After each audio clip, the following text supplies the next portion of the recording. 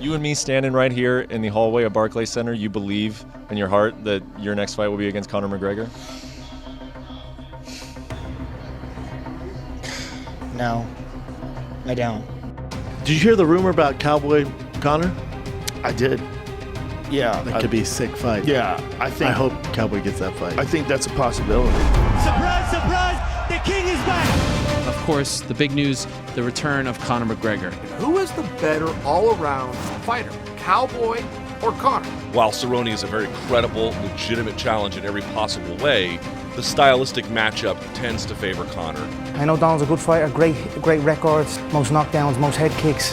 When I look at Conor McGregor as a welterweight, is his power the same as it was at 45 and 55? From Cowboy Cerrone, that's definitely the match I want because it's an easier day at work and it's more money. It's prize fighting. Once a guy builds up a big enough name, it's not just about the winner's bracket. I'm a top contender, so let's do it.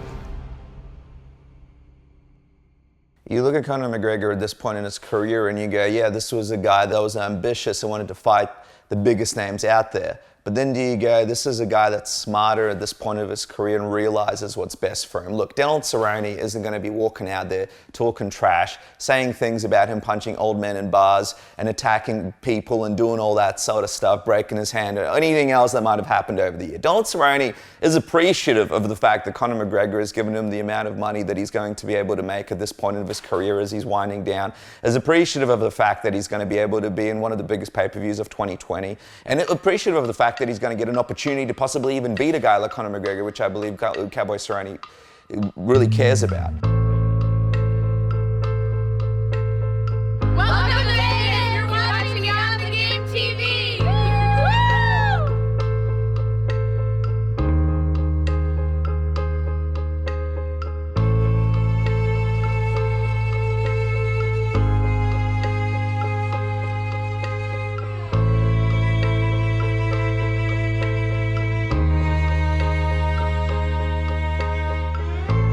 We have this idea of Conor McGregor a long time ago beating Eddie Alvarez, and he just looked untouchable at that point. He looked like he could take on anyone and be a threat to anybody, and I think that in this fight against Cowboy Cerrone, from everything that I've heard from people close to him, Conor McGregor is not really as confident as he once was, and I think he's trying to sort of find that old Conor McGregor. So between the Eddie Alvarez Conor and the Khabib Conor, you know, we want to find out which way we're leaning towards. Is this a guy that is coming back one too many times, and is this fight pushes him ever so closer to retirement, or is it a guy that can actually make a massive comeback and look like the world beater who defeated Eddie Alvarez, you know, on that night in Madison Square Garden at UFC 205 and actually captured both belts?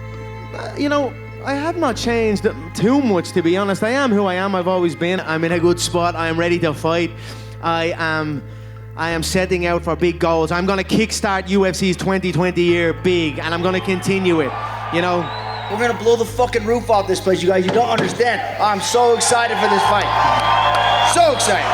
Thank you. If you had to look at the guys in the division who were the tough tests and the easier tests, there's a few things we know about Donald Cowboy Cerrone. He's never dealt well with guys who are southpaws. He's never dealt well with guys who put a lot of pressure on him, and he's admitted that he didn't deal well with the trash talk coming from Nate Diaz in their fight, and it got to him. And those are three massive things that Conor McGregor is known for. So if there was ever a warm-up fight or a favorable matchup for Conor McGregor, of the division, which at the moment is full of killers, including Donald Cerrone, he's still the most favorable one for Conor McGregor. I can read Donald, you know, I like him a lot. He's a good guy, but I can read Donald like a children's book, to be honest. You know, he's a good fighter. He's got some good tricks up his sleeve. I know the tricks he has, and I know what he's planning and what he hopes to achieve. But we are well prepared, and you know, we'll see on the night. It's going to be a good night. We'll see. We'll see if at 170 I'm still a fucking stick in the mud, huh? Yes. I think it's great. It's the fact that he's able to just go in there, focus on a fight with a guy who may not be the best, a guy who appreciates him giving him this fight, and a guy who's just going to let him focus on maybe returning to the Conor McGregor that we once remembered. When the truth don't work, you start telling lies. Thought you were down to ride, you weren't down to ride. Caught switching, you were picking sides. Don't blink, caught slipping like a slip and slide. I was shooting dice till I got a nosebleed. Money on the floor, can't get cold feet. Took a L, should've put it in the offering. Lord, forgive me for my sins, don't know of me. Media day is going real good, got a lot of big stars here. I think the big question is going to be what kind of vibe are we going to have at the weigh-in, who's going to show up, will the Irish fans be there? Or could this be the first time Conor McGregor has a fight that doesn't really have that Conor McGregor feel to it? And if that is the case, has he lost that many fans over a year where he's just not the same draw and the same drawing power? Let's be real, it's the McGregor multi-million-dollar fight club, right? Donald's next up. This will be a multi-million-dollar payday for Donald. Gone from a couple of 100,000. I mean, talk about the records and the amount of times this man's made that walk, and he's never hit the 7-figure mark. Now he's going to hit the multi-7-figure mark. So I'm very happy with that and very proud of that, and proud of the position I'm in. So you best believe all their eyes are lighting up when the Notorious' name is mentioned. Conor's obviously flirted with the idea of fighting me, and if me and Conor go in the octagon, what happens? It's one of the biggest fights in history. You know, just by math, proving what Conor's been doing. The last couple of fights that I've had, the engagement, the pay-per-views, I broke records with ESPN. So obviously, it's a formula for success, you know. I've never turned down a fight ever in my career. I've been the one begging for fights. But now I'm in a situation, I'm in a position to where I don't have to beg for fights anymore. They have to come to me. If Conor wants it, Conor can get it too. You know, I don't discriminate on the ass whooping. Anybody can get it.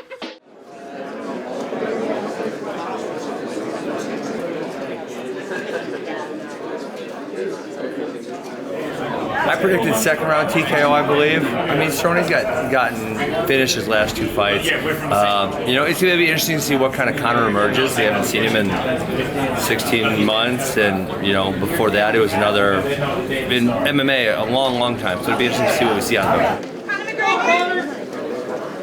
If I'm his coach, I'm telling him, yes, start fast. Cerrone starts slow, take advantage of the difference in starts, and fucking come out all guns blazing, I would say. You seen it on this here?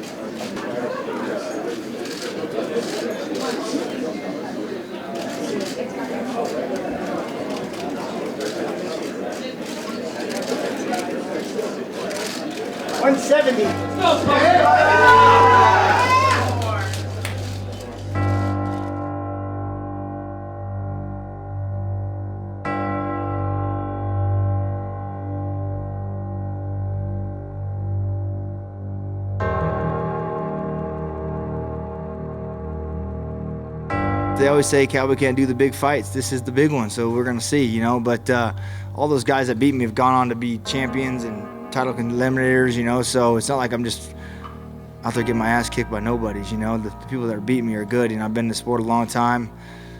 I deserve the respect I get, and it's cool to finally see Conor giving it to me. And Saturday night, man, I plan on doing everything right. What Cowboy shows up, fuck knows, man. But hope the bad motherfucker shows up. That's what I'm hoping for.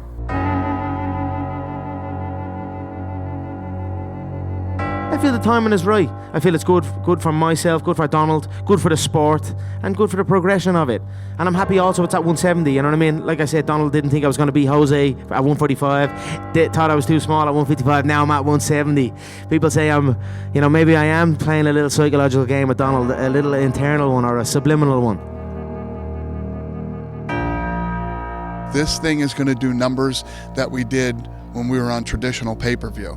And internationally, it's just, this is a massive fight. Today we started selling standing room only. There's people paying to stand up in the rafters and watch the fight. This place is gonna be insane tomorrow night. How good do I look at 170? Yes, I feel real good at this weight. I'm coming for all of them in this division. It begins with Donald. Let's go, I'm excited. Thank you all for the support. Thank you, everyone, for coming out. We'll see you all tomorrow night. Thank you. Ladies and gentlemen, this is the main event of the evening.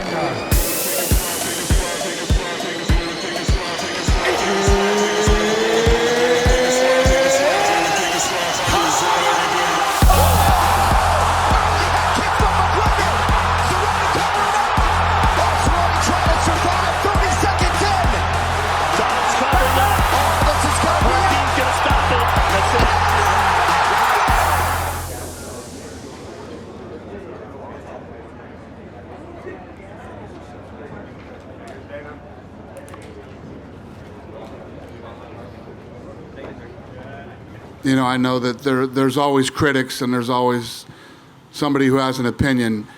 People are going to say that Cowboy was shot, which is total bullshit. And Conor McGregor came out. He looked fast. He hit hard. He had a game plan. And he finished a real tough kid who came to win. I think he's happy. He didn't seem happy before. He was always pissed off. And, you know, there was something wrong leading up to those other fights. There was something wrong with him. I don't know what it was, but obviously it's changed. And what I think this fight did a lot of really good things for Conor McGregor and everything else. And Kevin wrote a story the other day saying, guess what? I like Conor McGregor again. You know what I mean? And I bet a lot of people felt that way going into this fight. Is he arguably, Conor McGregor, the most complete package we've ever seen in the history of fight sports? Yeah, I mean, this guy is such a huge superstar. I mean, I put him up there with Tyson, Leonard, Ali, all of them. He's got the biggest pay-per-view in pay-per-view history, and he's, you know, how many of the top 10 does he have? I don't even know, but he's one of the biggest stars out there. A lot of times coming up in his career, he's been doubted for his talent, and, you know, he proves everybody wrong every time. And, I mean, the kid is just such a massive superstar. Did you ever have a point like after the Khabib fight where you just were sitting there thinking about what you did and thought, you know, I made a mistake here, I made a mistake here, because you still have achieved everything, right? But you went into this fight and performed. So obviously something changed from your preparation in the Khabib fight to this. Yeah, just my commitment, you know. I wasn't committed. And for me, it was just a disrespect to the people that believe in me. So if I'm forming a team and I'm building, like, look, it feels like the world lights up when I make the walk, right? Everyone's so invested in it and excited by it. And then I've got the team of people that are behind me and putting their all and taking time away from their family and their people to come help me. And then I'm not committed with it, you know. So I'll go training and then I'll go missing for 3 days and then I'll come back and it's sporadic and it's on my call and I'll ring and say, hey, we're in the gym now in the next half an hour, make sure everyone's there. I just felt like I disrespected the people that believed in me and supported me, and that's what led me to recenter myself and get back to where I was at. I wonder if you feel like you can turn that Khabib fight into a fight like this, where I know you want to win the fight, but will it get nasty, or will it be a fight where you're able to do what you did here and people really, it seemed like they fell back in love with you like they had done several years ago? You know, it's got very personal with that man and his team, and look, it is what it is. I make no promises. Then I am who I am, and it is what it is. So I'll certainly be focused on the skill sets. You know what I mean? We have a particular skill set, myself and that man. You know, he holds on to the legs, and I come for it. So, you know, I'll be excited to get that one back. So we'll see what happens. We'll see what happens in the Tony fight. Tony's another interesting foe for me. See what happens. If something happens, I'll be here.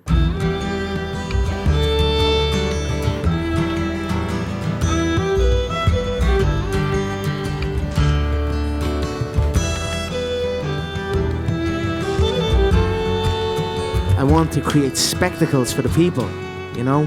That's one hell of a spectacle.